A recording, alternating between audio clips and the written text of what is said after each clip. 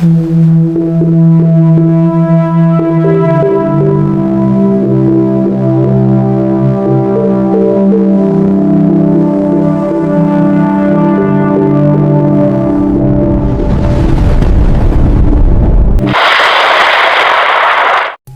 araw po sa inyong lahat. Narito na po ang pinakabagong update sa magiging lagay ng panahon ngayong araw ng Huwebes, ika-7 ng Mayo, taong 2026. Sa kasalukuyan nga po, ang low pressure area na ating minomonitor sa may silangang bahagi ng Mindanao ay kasalukuyan na nga po itong nananalasa dito sa area ng Dinagat Islands, Surigao del Norte, Surigao del Sur, Agusan del Norte, Agusan del Sur, na kung saan nagdadala nga po ito ng maulap na paporin na sinasamahan ng mga biglaang buhos ng mga katamtaman hanggang sa mga malalakas na mga pag-ulan, na kung saan posible nga po ang mga localized flooding, lalong-lalo na doon po sa mga mababawang lugar at sa mga mamalapit nga po sa ilog, na kung saan lubos po natin pinaghahanda at pinag-iingat dahil posible nga po ang localized flooding, na kung saan nga po inaasahan po natin pagsapit mamayang hapon hanggang gabi, inaasahan po natin na makakaranas na rin ng mga pag-ulan dito sa may area ng Misamis Oriental, Bukidnon, Lanao del Norte, Lanao del Sur, including Zamboanga del Norte, Misamis Occidental, Zamboanga del Sur, kabilang na rin po ang Basilan, Sulu, Tawi-Tawi, dahil po yan sa pagtawid na ng low pressure area. Ngayong umaga ay nananalasa na po, at pagsapit ng hapon at gabi, inaasahan po natin lalakbayin na ang mga nabanggit na lugar patungo na dito sa may kanlurang bahagi ng Mindanao ang low pressure area na ating minomonitor. Kaya naman lubos po natin pinag-iingat at pinaghahanda ang ating mga kababayan sa mga biglaang buhos na mga malakas na mga pag-ulan na magdudulot po yan ng mga localized flooding. Samantala, bukod nga po rito sa low pressure area na ating minomonitor, mayroon din po tayong dalawang bagyo na minomonitor sa labas ng ating Philippine Area of Responsibility, na kung saan ang tropical depression na kategory na ating minomonitor ngayon ay nag-intensify na kung saan nga po kasalukuyan na nga po itong tropical storm category na nga po, na kung saan may lakas na hangin na umabot sa 65 km per hour at may pagbugso na umabot naman sa 80 km per hour, samantalang kumikilos ng pailagang kanluran sa bilis na 15 km per hour, na kung saan inaasahan po natin bukas ng umaga or hapon, inaasahan po natin na mas lalapit na ito dito sa may Philippine Area of Responsibility, na kung saan pagsapit ng Sabado, inaasahan po natin itong bagyong ating minomonitor na malapit dito sa ating par ay inaasahan natin pagsapit ng Sabado ay pumasok na ito ng ating Philippine Area of Responsibility, na kung saan nga po pinag-iingat po natin ang ating mga kababayan at pinaghahanda sa mga posibleng epekto nitong bagong low pressure area or masamang panahon, at kabilang na rin ang bagyo na ating minomonitor. Samantala, bukod nga po dito sa tropical storm na ating minomonitor, may kasunod pa nga po itong kategory na tropical depression naman ang ating minomonitor, na kasunod nga po nito, na kung saan may taglay din po itong lakas na hangin na umabot sa 55 km per hour at may pagbugso na umabot naman sa 65 km per hour. Nakapansin nga po base sa ating satellite image na kung saan ang sinyalis ng mga pagbuo ng masamang panahon or bagyo ay nananatili pa rin, na kung saan nga po kumikilos nga rin po ito pahilagang kanluran. May senaryo nga po tayong papasok din po ito ng ating Philippine Area of Responsibility. Kasunod nga po nito itong bagyo na ating minomonitor na may international name na Hagupit. Samantala, base nga po sa ating tropical cyclone threat potential, pagsapit ng May 5 hanggang 11, makita nga po natin dito ang active na tropical cyclone, na kung saan tinawag na po natin ito sa international name na Hagupit. Ito po yung nasa gitna nating minomonitor. Ito ang active na tropical cyclone.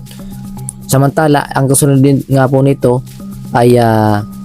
mayroon din senaryo na lalapit nga po dito sa ating Philippine Area of Responsibility at posible pang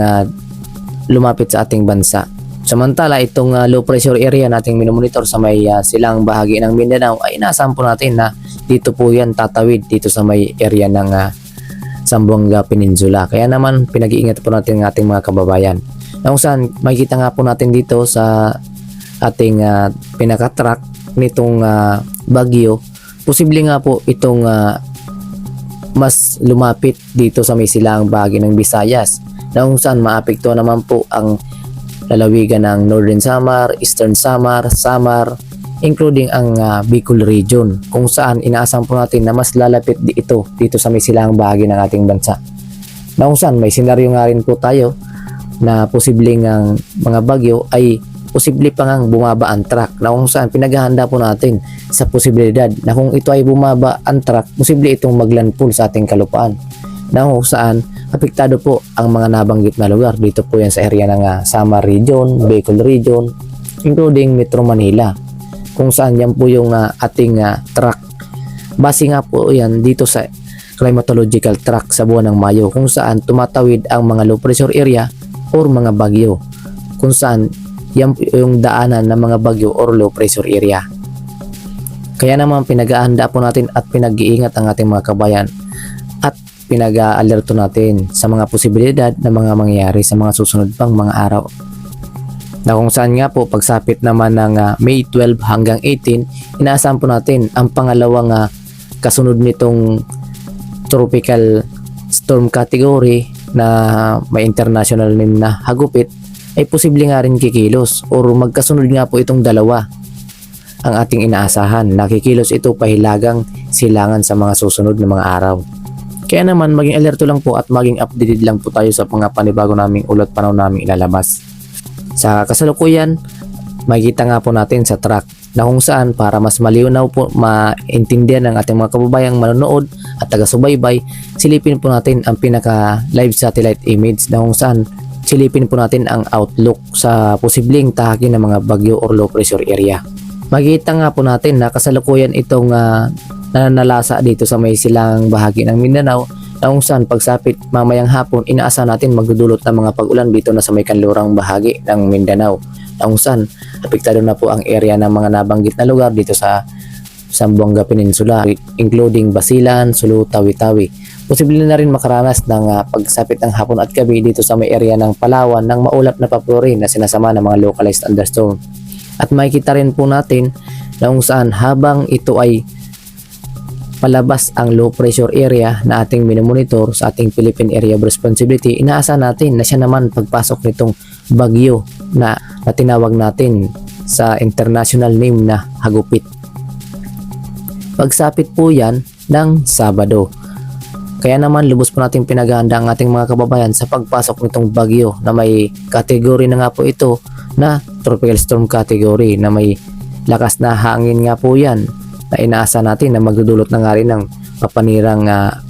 epekto sa ating mga agricultural or mga pananim. Pati na rin sa mga light material na mga kabahayan natin ay pinaghahanda po natin dahil sa malakas na rin po ang kanyang taglay na lakas na hangin, na kung saan umaabot po sa 65 km per hour at may pagbugso na umaabot naman sa 80 km per hour. Na kung saan nga po pagsapit ng Linggo, inaasahan po natin na mas lalapit ito dito sa may silangang bahagi ng Visayas, na kung saan magdudulot ito ng maulap na papuri na sinasamahan ng mga localized thunderstorm or mga biglaang buhos na mga pag-ulan. Na kung saan ang kasunod nga po nitong minomonitor natin na tropical depression category ay nananatili pa rin o mas malalapit na rin po dito sa ating Philippine Area of Responsibility, na kung saan inaasahan din natin na papasok din ito ng ating PAR sa mga susunod na araw. Kaya antabayanan po natin ang posibleng mangyayari kung saan nga ba ito dadaan dahil sa posible pang magbago ang track natin sa bagyong ito. Kaya maging alerto lang po tayo at maging updated lang po tayo na kung saan nga po itong bagyong ating minomonitor na may category na tropical storm category na may international name na hagupit, inaasahan natin na magdudulot ito ng maulap na papuri na sinasamahan pa rin ng mga pag-ulan, lalong-lalo na po yan dito sa may area ng Visayas. At sa lugar naman yan ng Northern Samar, Eastern Samar, Samar, Biliran, Leyte, kabilang na rin ang area ng Luzon, sa Katimugang Luzon, dito sa area ng Catanduanes, Albay, Sorsogon, Camarines Sur. Inaasahan po natin makakaranas yan ng maulap na papuri na sinasamahan ng mga pag-ulan at area ng Masbate, na kung saan yan po yung pinakaunang lalapitan ng bagyong ating minomonitor. May senaryo nga po tayong bababa ang track, kaya naman posible pong maglandfall ang nasabing bagyo. Dahil base po sa ating climatological track, mayroon nga po tayong naglalandfall ngayong Mayo na mga bagyo. At para naman sa maging lagay ng panahon dito sa Luzon ngayong araw, ay inaasahan po natin makakaranas pa rin ng maliwalas na panahon dito sa area ng Batanes, Ilocos Norte, Apayao, Cagayan Valley Region, Abra, Kalinga, Isabela, Mountain Province, Ilocos Sur, Ifugao, Benguet, La Union, Nueva Ecija, Nueva Vizcaya, Quirino, Aurora, Pangasinan, Zambales, Tarlac, Pampanga, Bulacan, Bataan, Cavite, including Laguna at Batangas. Kabilang na rin ang Quezon, Camarines Norte, Camarines Sur, na kung saan inaasahan po natin makakaranas ng maliwalas na panahon ngayong umaga, na kung saan mababa ang tsansa ng mga pag-ulan. Samantala, sa nalabi pang bahagi ng Luzon dito sa may area ng Marinduque, Romblon, kabilang ang Albay, Catanduanes, Sorsogon, Masbate, ay nasa natin makakaranas ng maulap na pabori na sinasamahan ng mga biglaang buhos ng mga pag-ulan na dulot nga po nitong easterlies at ng pinagsamang epekto nitong low pressure area. At para naman sa magiging agwat ng temperatura dito sa may Tuguegarao, inaasahan po natin maalinsangan pa rin ang ating inaasahan na kung saan may inaasahan po tayong 24 hanggang 37 degrees Celsius. Samantalang dito naman sa may Lawag, 25 hanggang 33 degrees Celsius ang ating inasang agwat ng temperatura. Baguio, 17 hanggang 26 degrees Celsius. Metro Manila, 23 hanggang 34 degrees Celsius. Tagaytay, 22 hanggang 32 degrees Celsius ang ating inasang agwat ng temperatura ngayong araw. Samantalang dito sa may Legazpi, dahil sa inasa natin na maulap na paporin, kasi nasamahan ng mga biglaang buhos ng mga pag-ulan, lalong-lalo na po yan pagsapit ng hapon at gabi.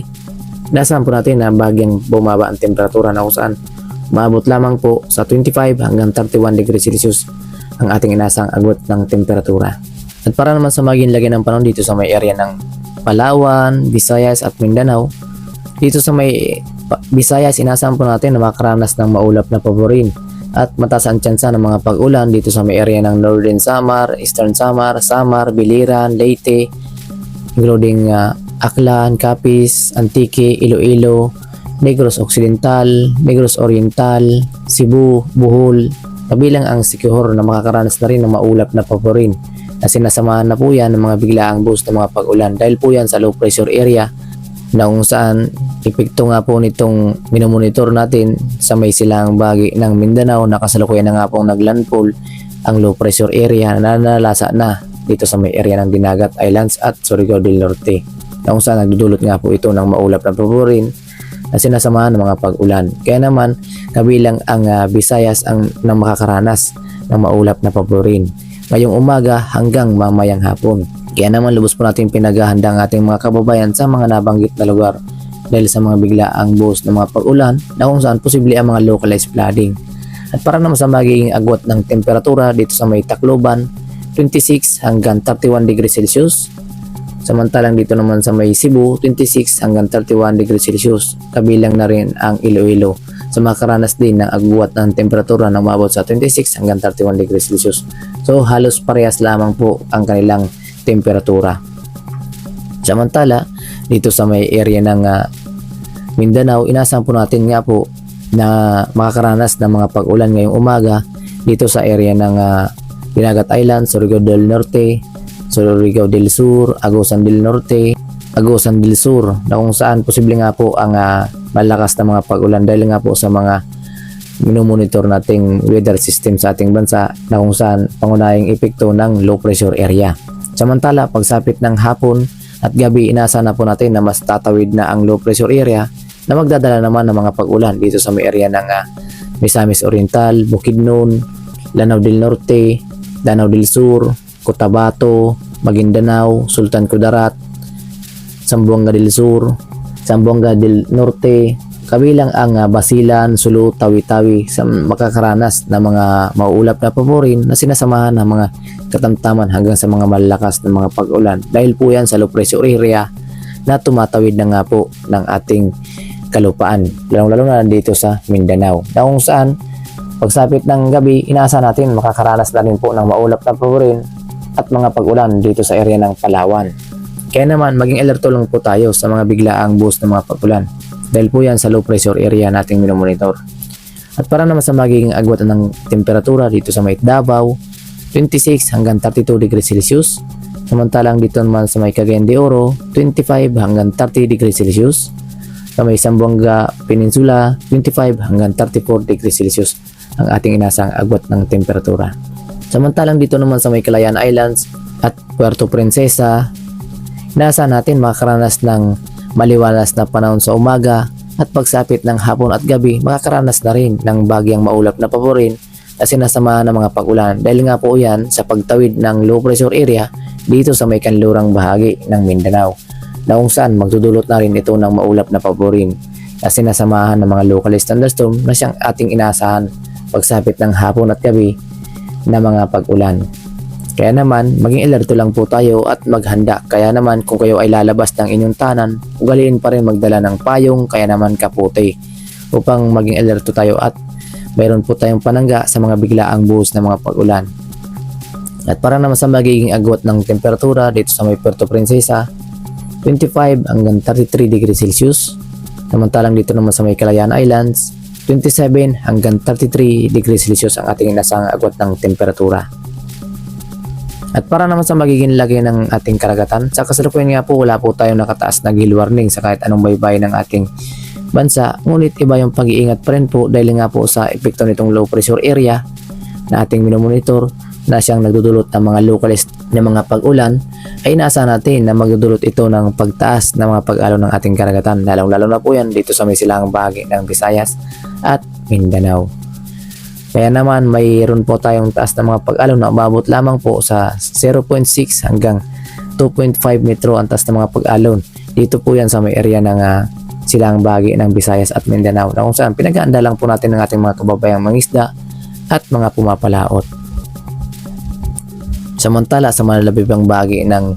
ating seaboard, malaya pa rin makapaglalayag ang ating mga kababayan na kung saan may slight to moderate ang ating mga pag-alon. Mabanayad ang mga pag-alon ng ating karagatan na kung saan ligtas pong pumalaot ang ating mga kababayan sa mga nasabing area. At yan nga po ang pinakalitis nating update sa magilagay ng panahon ngayong araw ng Huwebes, Ikapito ng Mayo taong 2026. Maraming salamat sa inyong panonood and God bless us all.